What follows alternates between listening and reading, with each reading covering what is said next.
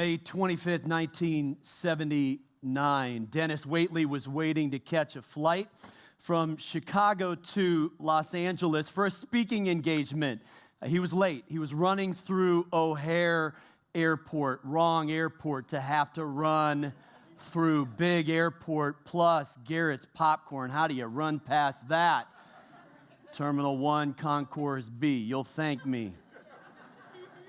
So Dennis Waitley, running through the airport, gets to his gate, gate K5, just as they close the jetway.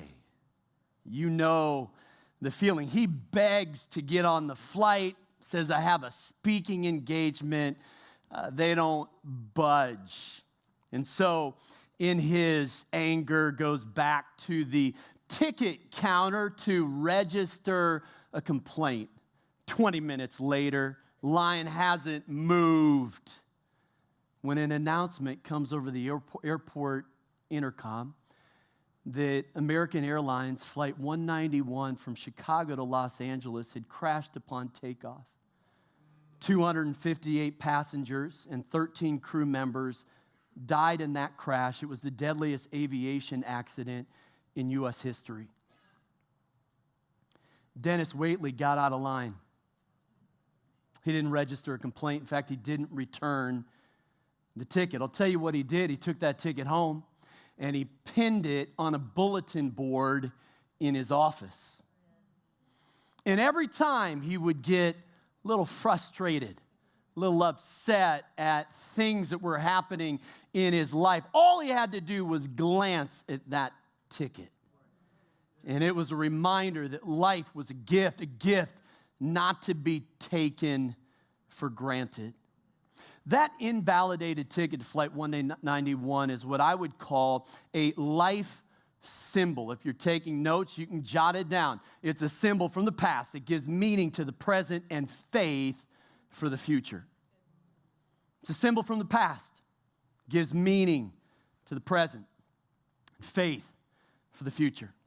We're going to talk about that a little bit this weekend. And listen, this series is going to run right up to Easter. And so we'll double back to it again. If you have a Bible with you this weekend, you can turn to Joshua chapter 4. And I'm going to ask you to stand at all of our campuses, all 8 campuses. Go ahead and stand for the reading of God's Word. It's the New Living Translation. Verse 1, when all the people had crossed the Jordan, the Lord said to Joshua, now choose 12 men, one from each tribe. Tell them, take 12 stones from the very place where the priests are standing in the middle of the Jordan. Carry them out and pile them up at the place where you will camp tonight. Verse 19, and the people crossed the Jordan on the 10th day of the first month. Then they camped at Gilgal, just east of Jericho. It was there at Gilgal that Joshua piled up the 12 stones taken from the Jordan River. Then Joshua said to the Israelites, in the future, your children will ask, what do these stones mean? Then you can tell them, this is where the Israelites crossed the Jordan on dry ground.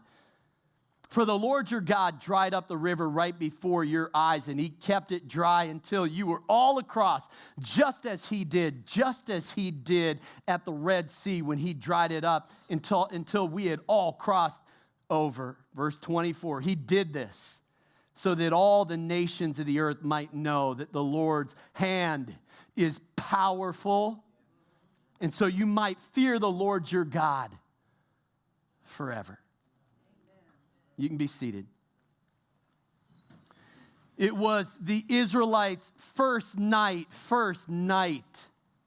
their first night in the promised land. I mean, they've dreamed of this for 430 years. They are partying like it is 1999 BC. And I love how God gets them there. Why would you walk around the river when you can part it? I mean, this is a grand entrance. Let you into my world for a moment. We have a new tradition. Last couple of years, we've gone out to rural Virginia, and we hit up the Madison County Fair. And they have a demolition derby. And I get on my country, and I pull out my camouflage. And I eat elephant ears. And it's awesome. And this year, Madison County pulled out all the stops. The Orange County skydivers parachuted into the fairgrounds to the Star-Spangled Banner with a flag. That's an entrance. Come on, after 430 years, you better enter in a big way. Red carpet Oscars? No. Way bigger than that. Why does God part the Jordan River? I'm going to tell you why. Because he can. I'm going to give you another reason. Because this generation didn't cross the Red Sea. That generation had died. And so God did for this generation what he had done for the generation before. I love verse 23. It says God parts the Jordan River just as he did at the Red Sea. That's why we build altars, because altars remind us that the God who did it before can do it again. That the God who did this can do that. That the God who got us here can get us there. And I say, do it again, God. Do it again. Here's what I believe. If we do what they did in the Bible, God will do what he did. He will renew his deeds in our day. Why? Because he's the same yesterday, today, and forever. If we do little things like they're big things, God's going to do big things like they're little things. If we will consecrate ourselves day in and day out, God's going to show up and God is going to show off. It's not a question of if. It's a question of when and how and where. And so we live with this holy confidence, right? What is God going to do next? What is he going to do next? The God who goes before us, the God who works all things together for good, the God who orders our footsteps, the God who prepares good works in advance, the God who is able to do immeasurably more than all we can ask or imagine. What is that God going to do next? And so we live with a holy confidence. Why? Because he did it before. He can do it again. Here's what I believe for you. During this series, during this Lenten season that leads up to Easter, this could be the greatest season of spiritual growth you've ever experienced. This could be the greatest season of spiritual breakthrough you have ever experienced, but it's not going to happen by default. You got to build an altar every day, and then you got to put yourself on that altar. If you want God to do something new, you can't keep doing the same old thing. Now, let's have a little bit of fun this weekend. How many know that we made the news this week? Yes. I love it. I love it when the good news makes the news. Let me give you the backstory, and then I'm going to show it to you, because we're going to build an altar right here. This is an altar. In 2007, we hosted an outreach called the Convoy of Hope. We blessed 10,000 people with 100,000 pounds of grocery and several tons of love. And afterwards, we're patting ourselves on the back. In fact, doing that, like, good job. When God said, now I want you to do it every day. And I remember thinking to myself, okay, it took a year of planning and strategizing. It took 85 churches and organizations to come together to pull that off. And quite honestly, it took the leadership of our executive pastor, Pastor Joel Schmidgall, to pull that thing off. And so when God said, do it every day, I thought to myself, how in the world are we going to pull this off? But God gave us a dream of a DC Dream Center east of the river. And it was like God said, the Anacostia River is the Jordan River. I'm going to part it, and if you would walk through it, I'm going to tell you it took 8 years. It took a lot longer, and it was a lot harder than we anticipated. But he who began a good work is carrying it to completion. You know that we broke ground, and how fun this week. You got to watch this. So great.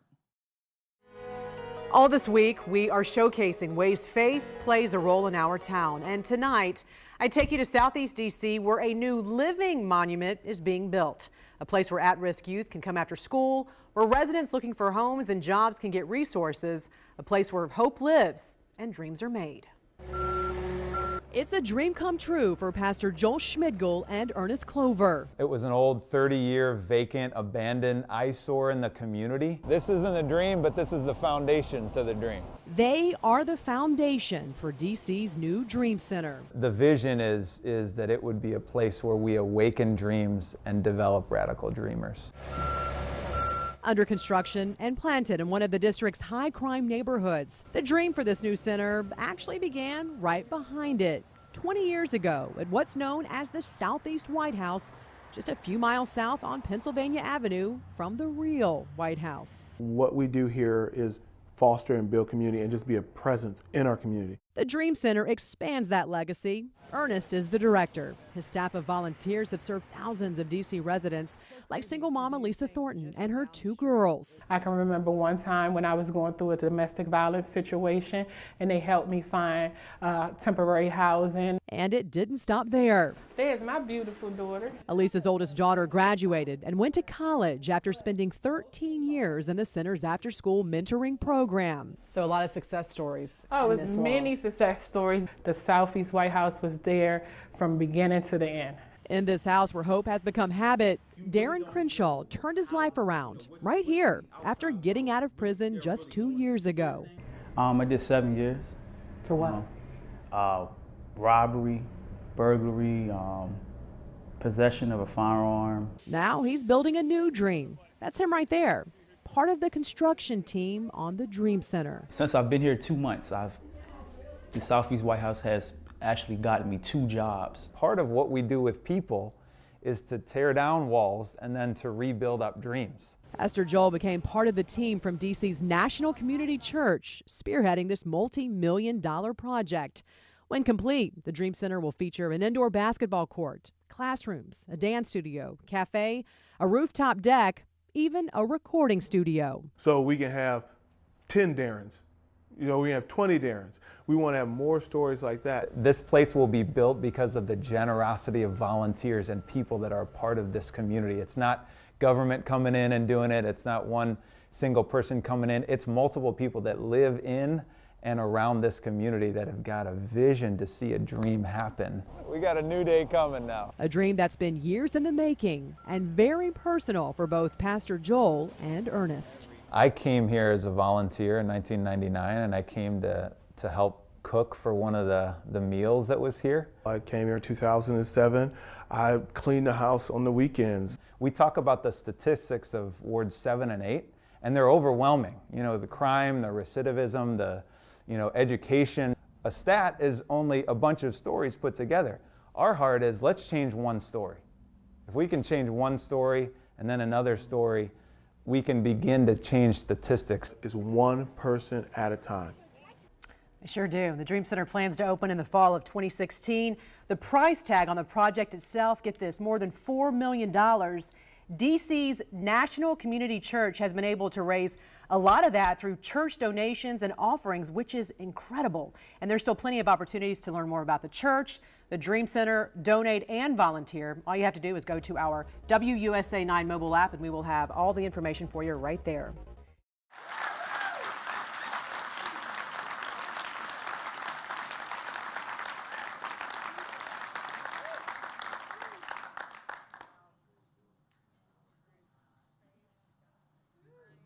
In 2014, Navy Admiral William McRaven gave the commencement speech at his alma mater, the University of Texas, his advice to those graduating Longhorns was this: if you want to change the world, start off by making your bed.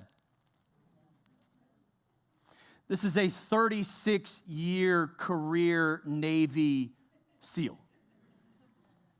And he chooses that piece of advice when addressing graduating. They do 10-mile runs with 50-pound packs. They do midnight swims in the freezing Pacific Ocean. They have tactical skills. They have survival skills. And he wants to talk about making your bed. Here's what he said. Every morning in basic SEAL training, my instructors, who at the time were all Vietnam veterans, would show up in my barracks room, and the first thing they would inspect was my bed. If you did it right, the corners would be square, the covers pulled tight, the pillow centered just under our headboard, and the extra blanket folded neatly at the foot of the rack. He said it was a simple task, mundane at best. But every morning, we were required to make our bed to perfection. Seemed a little ridiculous at the time, particularly in light of the fact that we were aspiring to be real warriors, tough, battle-hardened SEALs. But the wisdom of that simple act has been proven to me many times over. If you make your bed every morning, you will have accomplished the first task of the day. And he says this: if you can't do little things right, you'll never do big things right. Make the bed. It's a metaphor.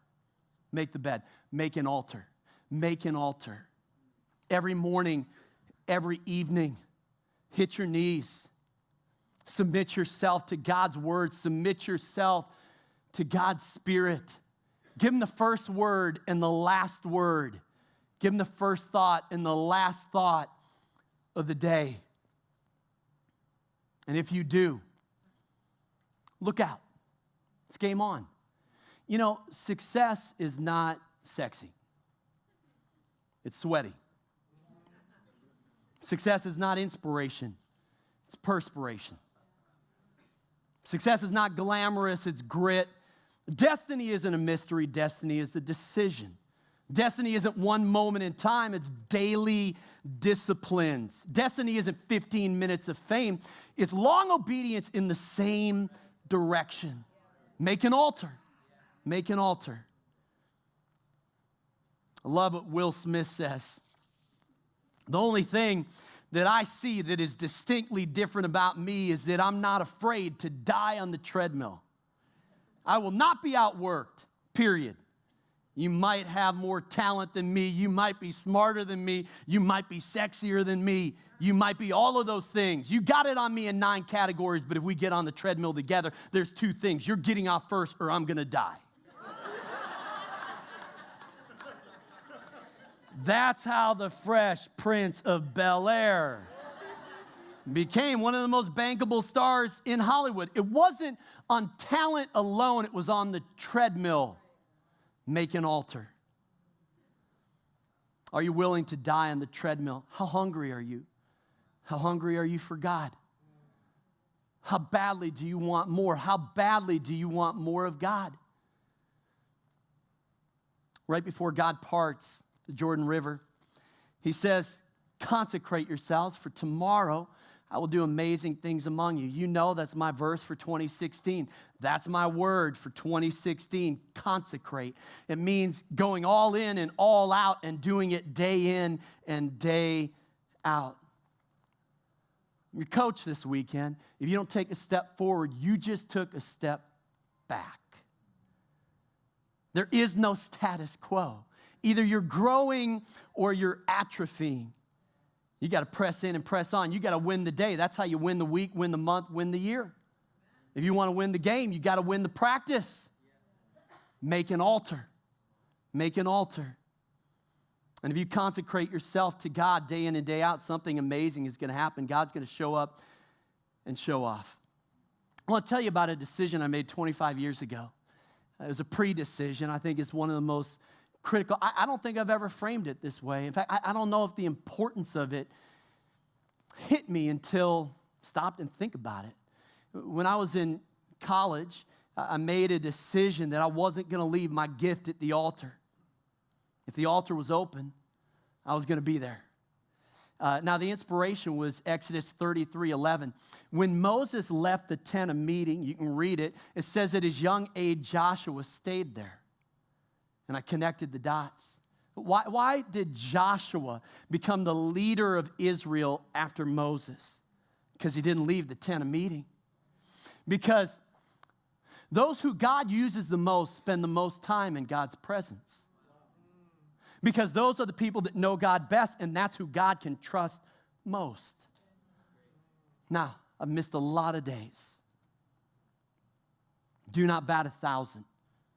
You know, we've been kneeling during this Lent season, right? Every morning, every evening. Can I tell you, I'm not batting 1,000. I missed a couple.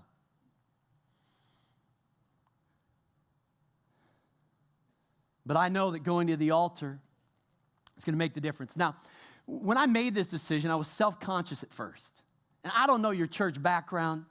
And, I get some churches, the altar's right there. You just flip it down and boom. A little bit easier. And then there are other churches. You walk all the way to the front. And then there's National Community Church. Theaters. Kneeling in juju bears.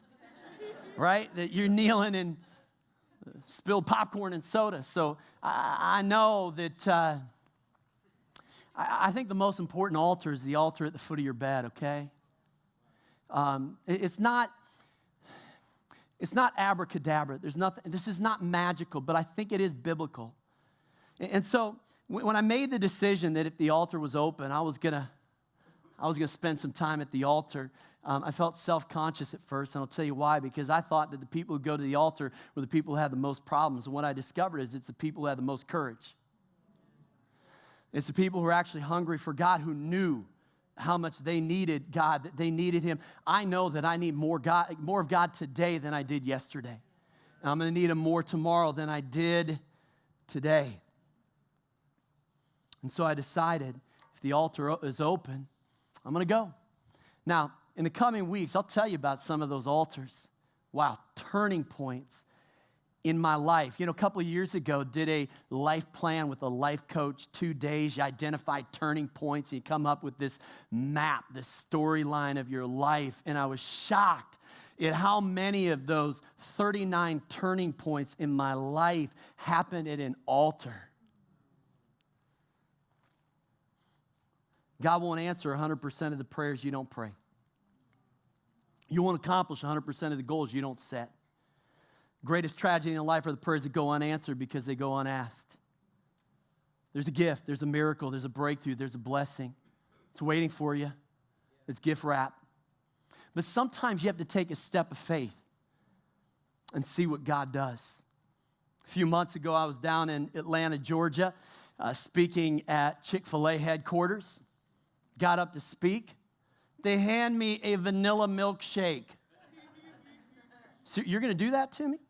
I'm supposed to talk and not drink this ice dream right now?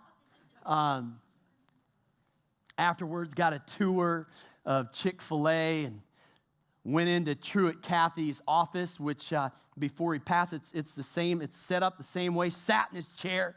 Pretty cool. Saw the toys that he had for his grandchildren in the office, and then saw his car collection. Whew. The original Batmobile. Yeah, that's what I'm talking about. Now you get excited. Truett Cathy loved cars, and he loved giving cars. I want to tell you a little story. He was discipling a young man who needed a car, but needed discipling even more. And he struck a deal. He said, hey, I've got some tapes of Dr. Charles Stanley. I want you to listen to these tapes, and we're going to talk about them, and we're going to see what God does. And we play a little trick. On the last tape, he recorded over Dr. Charles Stanley, recorded a little message to this young man and said, hey, the keys to your new car are in my office in Atlanta. Kid never listened to the tapes. Truett Cathy kept reminding him, like, you listen to him day after day, a week, about a month, and he realized this is not going to happen. literally calls him into his office, sits him down, plays the last tape, but doesn't give him the car. He said it was probably one of the toughest lessons that this kid ever learned and one of the toughest lessons he ever taught. Here's what he said: to receive a blessing, we often have to take action first. Don't leave your gift at the altar. There's more. There's more. There is more. And I need it. I need it. Make an altar every day. Number 2, establish celebration rituals. I think this is going to be some fun. Why would you go back into the Jordan River and pick up 12 large stones? I mean, a lot of energy, a lot of time to carry those bad boys out and set them up at Gilgal. Why would you do that? I'm going to tell you why, because I think sometimes we're so quick to forget what God did last, and we're thinking about what God is going to do next, that we fail to celebrate crossing the Jordan River because we're so focused on Jericho. Now listen, Jericho happens next, but I don't think you're ready for Jericho until you've fully celebrated the Jordan. Until you celebrated what God's done last, you're not ready for what's next. We need celebration rituals. I mean, that's part of this altars series. All right, the high five, the fist bump, the joystick, the chest bump, touchdown dance, Lambo leap, the ticker tape parade, wedding reception, graduation ceremony, inaugural ball. All have one thing in common. They're celebration rituals. They're unique ways of celebrating a touchdown, celebrating a wedding, an election, the end of World War II. I think our culture is better at celebrating than the church. And I have a problem with that. Is it okay if I have a problem with that? Because we have so much to celebrate. We've got to celebrate anything and everything that we possibly can. Laura and I had one of the worst travel days of our life this week. Got up and 5:30 a.m. We're headed to SFO, San Francisco Airport. We were out visiting Parker, who had just moved to Santa Cruz. If you know a place for him to stay, let me know. Man, like the only place on the planet where the real estate is more expensive than D.C. So we head to the airport, and I get a phone call. That's the day, of course, we had the little weather in D.C., and so our flight is canceled. And we get on another flight. That flight is canceled. And then we get on another flight, and we can't get to the terminal in time to get checked in. And so we get on another flight, but we're thinking we're not going to make it to D.C., and so we get a flight to New York. Now, the reason why we got to get close to D.C. at least is because we got a Home Alone scenario on our hands. My 14-year-old Josiah is back from youth retreat. I'm not saying we didn't have a backup plan, but we got to get home. And so we get to New York, and 9:45, last flight into Dulles, and there's a delay to 11 and a delay to 12. I'm just going to tell you what happened. I'm not even going to mention the airline. I'm not going to mention the initials of the airline, but it was JetBlue. At midnight, the plane comes into the gate. The agent's like, hey, plane's here. We're going to get them to deboard. We're going to get you. And the next thing I know, Boston gets our plane. It's midnight. When's the next flight? Tomorrow at 4 o'clock in the afternoon. Oh, thank you very little. We rent a car. We get home at 4:30 a.m. Now, the beautiful thing is, Josiah wakes up, didn't know the difference. Now, I'm going to tell you something. We stayed positive 98% of the time. I'm not going to lie to you. 2% of the time, negative. Very negative, but 98 I don't even know if my wife Laura meant to say this, but it got so ridiculous that we just kept finding silver lining here, silver lining. At one point, towards the end of the night, she gave me a new nickname, Silver Lightning. I don't even know if she meant to say it, but we were so tired that it just kind of came out that way. This is huge. Your focus determines your reality. You can't tell me that there isn't something that you can find to celebrate. Okay, stick with me, okay? Stick with me. I believe that our greatest shortcoming is not feeling bad enough about what we've done wrong. I think our greatest shortcoming is not feeling good enough about what God has done right. That's why we preface worship sometimes at our campuses. Don't let what's wrong with you keep you from worshiping what's right with God. Now listen, if you underestimate sin, you devalue grace. This is not that. I'm just saying that God is gooder than good, greater than great. We have so much to celebrate, and it starts at the cross of Christ. I owed a debt I could not pay. He paid a debt He did not owe, and I'm debt-free spiritually. That's all I need. That's all I need. I'm in right relationship with God. 6 times in Romans 4, this little phrase, credited as righteousness. Okay, a little bit of teaching right here. This is important. Stick with me. It says, Abraham believed God, and it was credited to him as righteousness. If something's repeated 6 times in Scripture, you better drill down. This is the Greek word logizomai, and it's an accounting term. It means to impute, but let's put it in our vernacular.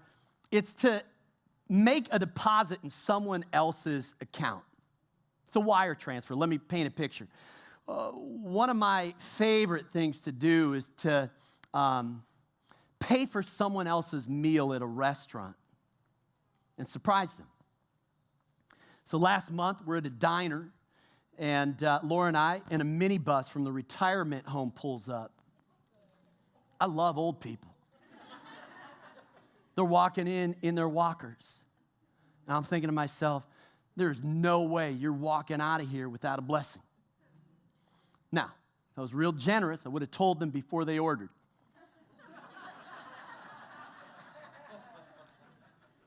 I didn't. I'm going to tell you why, because I love those moments. I usually don't get to see it because I'm gone. It's a hit and run. But I love thinking about those moments where they're getting ready to pay the bill and the server comes up and says, the bill's paid. Oh, that's logizomai. Your bill is paid.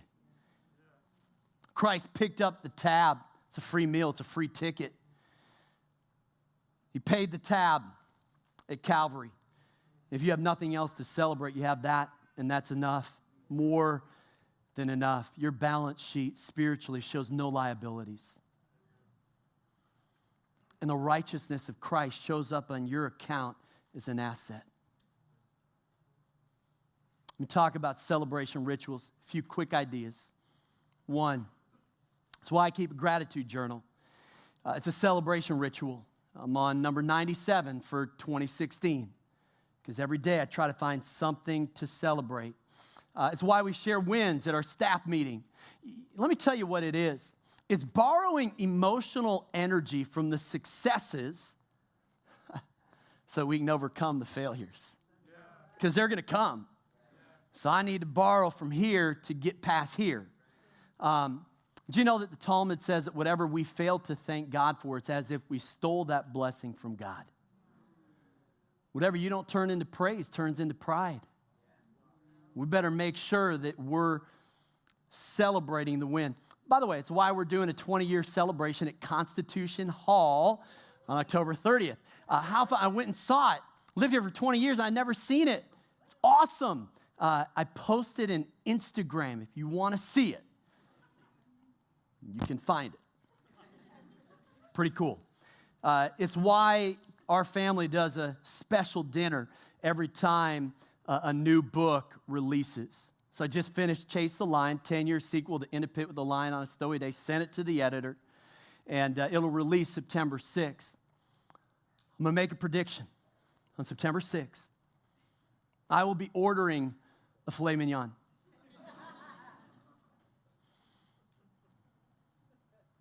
With extra butter sauce.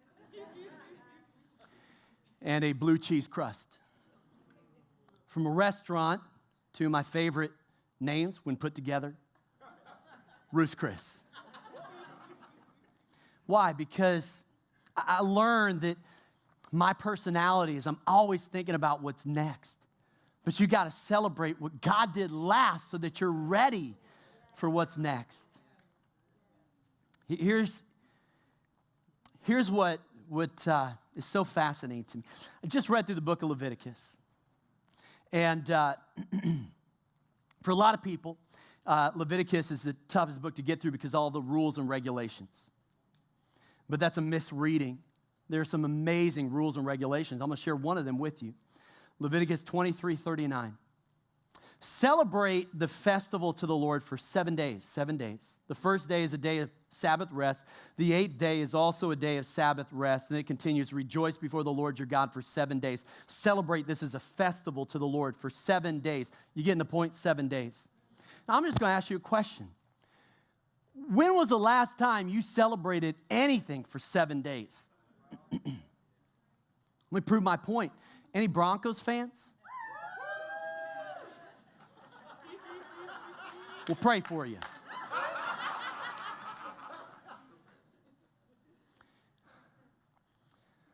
The Broncos fans I know, 2 minutes after the Super Bowl, is Peyton Manning going to retire?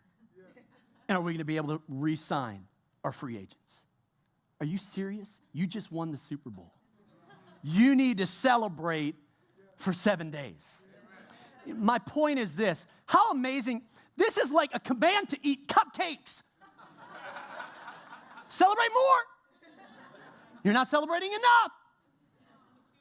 Come on. Let's giddy up. Let's celebrate. This is unreal. God is not a killjoy. He's the God who mandates a week-long celebration 3 times a year. Oh, and by the way, like this little tidbit too, Deuteronomy 24:5. Any engaged couples, you're going to like this. If a man is recently married, he must not be sent to war or have any other duty laid on him. For 1 year, he is to be free to stay home and bring happiness to his wife. That's what I'm talking about.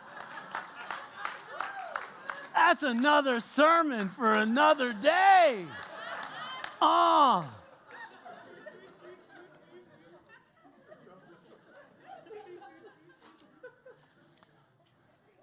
I can't do this for you. You got to do it yourself. Here's the challenge. Take inventory this week. Look at your life. If it helps, look at ages and stages. Look at people in your life, defining moments, defining decisions, successes, failures, mistakes, miracles. Do an inventory of your life. Winston Churchill said, the farther backward you look, the more likely, or the further you are likely to look forward. You got to look back. It's the faithfulness of God that gives us faith for the future. Build an altar every day, but figure out what are those altars? What are those life symbols? What do you need to put on the bulletin board? Take 3 hours this week. Take 3 hours.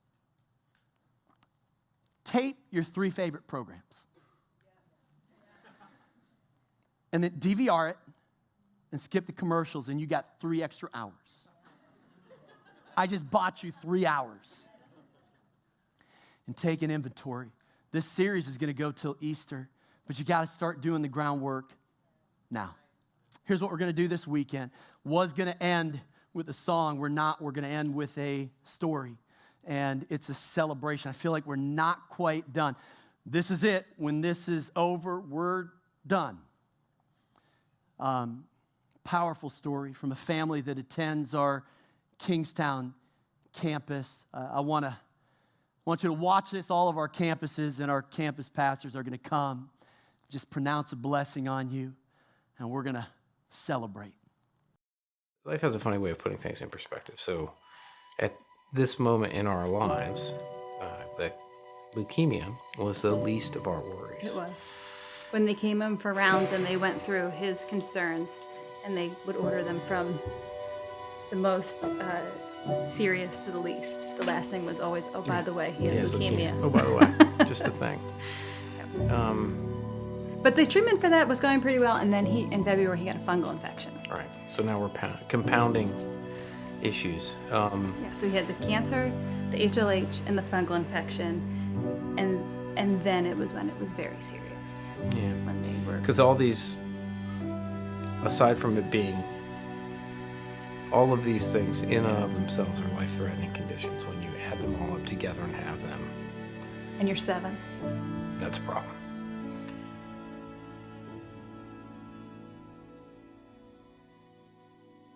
When Michael was in kindergarten, the spring of his kindergarten year, and he was just a regular kindergarten kid playing baseball and soccer, and we started to notice that something was just not quite right. He was unable to run the whole length of the soccer field, throwing the bat when he would hit, because something just wasn't right.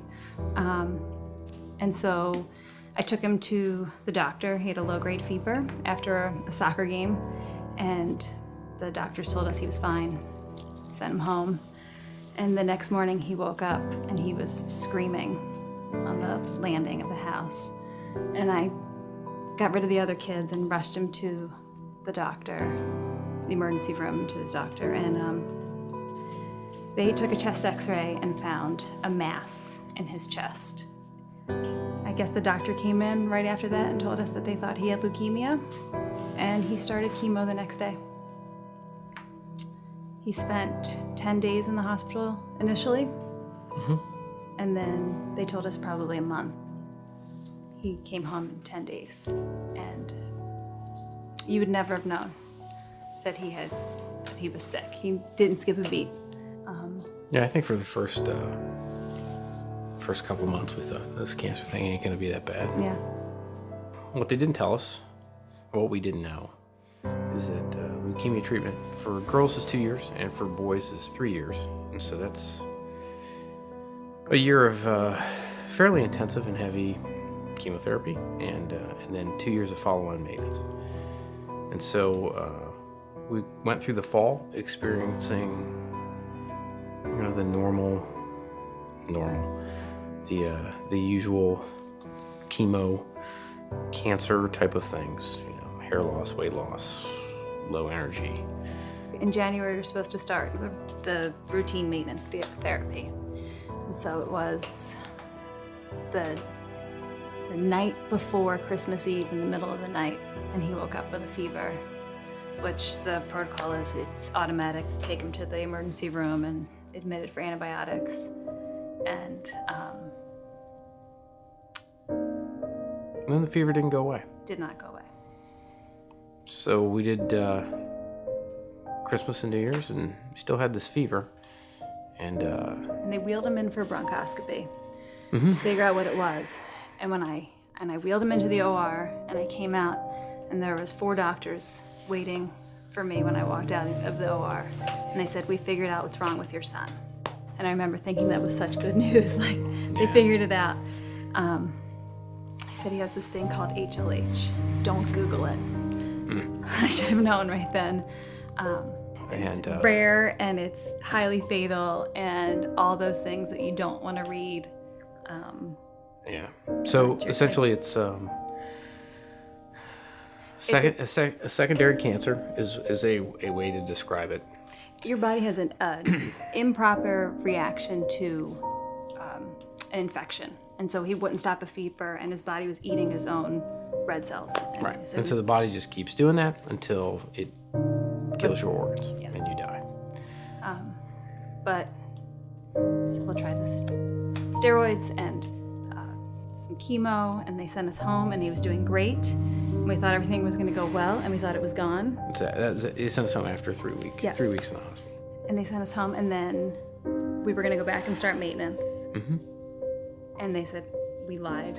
Not we lied, but his platelets are falling. It's not working. It's not working. We have to go back to the original therapy of the chemo and everything. through this process, Michael, when he was at his sickest, lost about 40% of his body weight. I think the lowest he was like 32 pounds. Yeah, so he's lost about 40% of his body weight. And then they put him on the steroids, and then he gained. So he went from 35 pounds to almost 60 pounds. And he was so swollen that you could only see the little slits in his eyes. And he was so heavy that he couldn't walk, and he was in a wheelchair, and we had to pick him up to take him to the bathroom and carry him up the stairs. And however we laid him in bed at night to go to sleep is how he woke him up in the morning, because he couldn't move at all. We prayed for him, and my family prayed for him, and our church prayed for him, and our neighborhood prayed for him. A lot of NCCers provided meals. They did the walking prayer, right? And I didn't find out about it until later, but they were just coming and walking through our neighborhood and praying for Michael. And remember, and Dr. Newton said, when you come back for HLH, there's like 8 different things. And some go up and some go down. And at the end of the treatment he was on, it was gonna be a mixed bag. It was gonna be very hard to tell if the treatment he was on worked or not. And when we went back at the end of the 8 weeks, his doctor came out and said, all his numbers are where they're supposed to be. Mm-hmm. They all went in the right direction. I was not expecting this at all. And we're going to start him on the regular leukemia treatment again because the HLH is gone. And so we did, and it was a miracle. What we didn't know at the time, when he was originally diagnosed in January, was that having T-cell leukemia and HLH as an underlying condition, 11 people in this area have had that condition in the past, and only one of them has lived.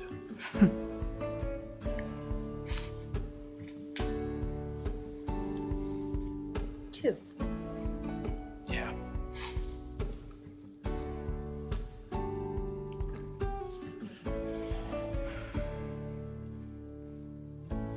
And so after that, he started maintenance, and he started losing the weight, and he was in a wheelchair and a walker, and then just a walker, and then just walking really slow with help. And then back on his baseball team, and he climbed the rocky steps in Philly, and he stood at the top and he cheered as he made it to the top. We've had a lot of good moments since then. And then we picked her Make-A-Wish. Mm-hmm. And then he decided he wanted to meet Peyton Manning. So Michael and I met him. It was great. Michael's face lit up. We got a ton of pictures. Everything was like, we got off the airplane and the man was holding a sign for Michael with his name on it. Personal cheerleader. Yes, and then we got to the hotel and they had. Yeah. So the elation, watching the pure joy on his face. And they won the game, right? With like 20 seconds left, there was like a fumble or something. And you picked him up. Yeah. And I got a picture and he's just cheering and you're cheering and. Yeah, and that's probably if one picture is worth 1,000 words. That was it. That would be the one. Yeah. Right before Michael got sick, I was reading my devotions in the morning and I read, "Be joyful always." And I wrote it down. And that's what I held on to. That whatever the doctors came in to tell me, I could find some joy in this. And that it wasn't about what I was praying for, that God do this or do that. That it was his plan and it was his path. And it was up to us to find the joy in what was happening to us and what was happening with Michael. And we will be joyful no matter what, because God has a plan for us and he has a plan for our family. And I knew that his plan was not just for Michael to be sick. And I believe that Michael being sick is going to help find a cure, and that the money that people are raising is going to help other families not have to watch their child go through what we went through. And I can find a lot of joy in that.